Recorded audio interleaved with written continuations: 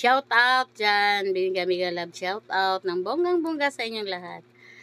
So guys, may share lang po ako sa inyo. Ito po si nanay, araw-araw po namimili sa akin ng basahan. Kahapon bumili po ito siya.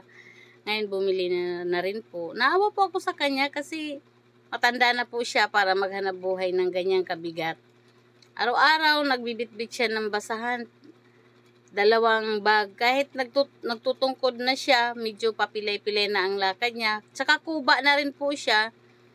Pero napipilitan pa rin po si nanay maghanap buhay. Dahil wala naman po siyang katuwang para sila mabuhay mag-asawa. Ang kanyang asawa, ganon din daw. Hindi rin daw tumutulong sa kanya. Kaya siya na lang daw po ang naghanap buhay. So ayan po guys. Nung minsan bumili ito siya sa akin, nawalan po siya ng 4K. Sabi ko, binalikan niya ako, sabi niya na kung may naiwan daw wallet, may laman na 4K at saka ID. Importante na lang daw yung ID maibalik. Pero sabi ko na kung dito mo yun naiwan, ay babalik yun sa'yo. Lalo pa kung dito sa loob ng tindahan. Pero kung sa labas ng tindahan or kaya sa ibang lugar, hindi na talaga may babalik. Kinabukasan bumalik si nanay. Sabi niya, yung wallet ko nakita ko, nasa likod na ng bahay namin.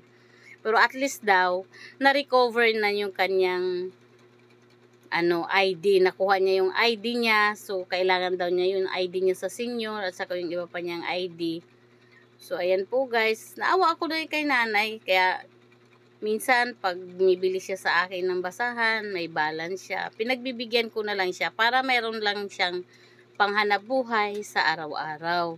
So hindi na rin po siya tinutulungan ng kanyang mga anak. Kaya guys, mga anak, sana tingnan po natin ang ating mga magulang, kung ano na yung kalagayan nila, kung kaya, abot-abutan naman po natin kasi kayo lang din naman ang pagpapalain. So, ayan po guys, maraming salamat po sa inyong panonood. Huwag niyong kalimutan, i-like and share ang ating FB page, ang ating YouTube channel, Mabela Abihar. So, ayan po guys, God bless po, ingat-ingat po tayo, saan man tayo, sa iba't ibang panig ng mundo. Bye-bye guys!